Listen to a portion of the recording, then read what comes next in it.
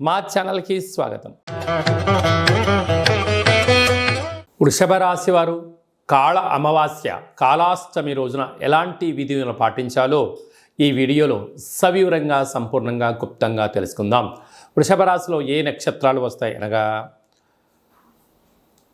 కృత్తికా నక్షత్రంలోని 2, 3, 4 పాదాలు, రోహిణి నక్షత్రంలోని 4 పాదాలు, మృగశిర నక్షత్రంలోని 1, 2 పాదములు కలిపితే వృషభ రాశి అవ్వడం జరుగుతుంది. చాలామందికి పుట్టినటువంటి కాల సమయంలో డేటా ఆఫ్ బర్త్లో లేనటువంటి కారణం వలన పేరు యొక్క మొదటి అక్షరాన్ని అనుసరిస్తూ రాశిని తెలుసుకునే ప్రయత్నం చేద్దాం. ఈ, ఊ, ఏ, ఓ, వా, వి, వు, వే, ఓ అక్షరాల వారందరూ కూడా వృషభ రాశి జాతకులే. వృషభ రాశి యొక్క అధిపతి శుక్ర భగవానుడు.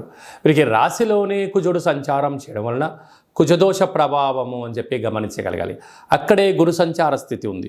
గురువు శత్రుస్థానంలో సంచారం చేయడం వలన ఈ ఆదివారం అమావాస్య, ఈ కాళ అమావాస్య, ఈ యొక్క అష్టమి తిథి యందున తప్పక వీళ్ళు కాళభైరవ నామ స్మరణ, తెల్ల జిల్లేడు వృక్షం దగ్గర దీపము, తెల్ల జిల్లేడు యొక్క వృక్షం యొక్క వేరును తీసుకొని వచ్చి సింధూరాన్ని పూసి ఒక గణపతి హోమాన్ని చేసుకొని ఇంట్లో పెట్టుకోగలిగినట్లయితే మీకు రాబోయేటువంటి 7 తరాల వారికి ఆనంద సిద్ధి, ఐశ్వర్య సిద్ధి, అమృత సిద్ధి, కనక వర్ష సిద్ధి అనేటువంటి అనేక రకాల శక్తులు మీకు సిద్ధింపచేసి విద్యార్థులకు ఉన్నతమైన ప్రపంచం, ఉద్యోగస్తులకు తిరుగులేని ఉద్యోగాలు, వ్యాపారస్తులకు తిరుగులేని రాజ్యాధికారాలు, అలాగా వారు ఏదైతే అనుకుంటారో అన్నిటినూ కూడా ఆ శ్వేతార్క వరసిద్ధి మహాగణేశ వారు సిద్ధింపచేయడం, కాళభైరవ స్వామి యొక్క స్మరణ, కాళభైరవ స్వామి యొక్క ధ్యానము మీకు యోగాన్ని, ఆనందాన్ని కట్టబెడుతుందని చెప్పి గమనించగలగాలి.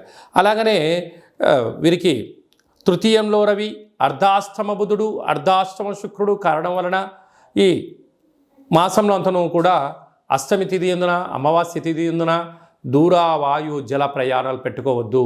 మీ ఫోన్లు, ల్యాప్టాప్లు, ఓటీపీలు, బ్యాంకు లావాదేవీలు వీలైనంత వరకు క్లుప్తంగా ఉంచుకునే ప్రయత్నం చేయండి.